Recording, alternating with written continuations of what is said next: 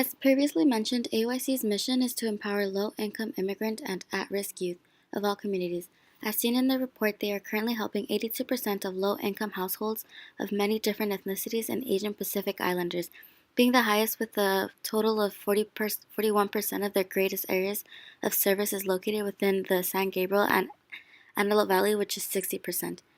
In relation to the lecture, Module 2 to 3 mentions that Asian Americans in general do have a great educational attainment and make an average of $66,000 per year.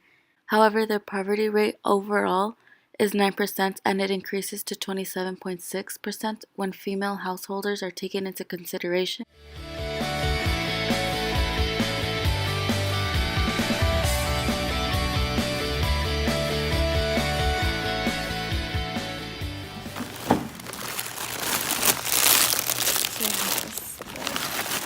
We accept cereal, and as I was mentioning, rice, any canned supplies,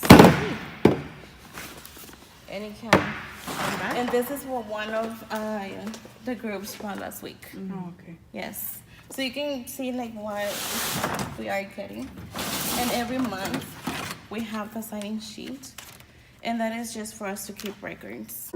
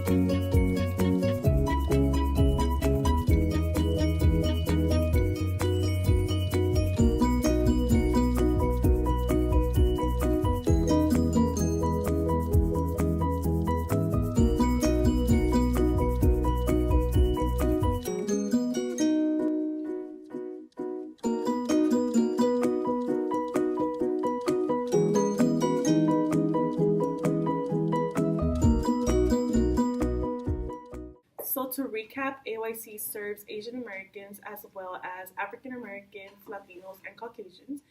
Within the program, they are able to enroll into the after-school program or into the emergency food program. Within the emergency food program, which is what we work with, are able to receive a bag every third Thursday of the month full of things such as non-perishable food, canned foods, top ramen. Okay. In this experience, we worked with kids and adults to raise donations of non-perishable food items, clothing, and school supplies.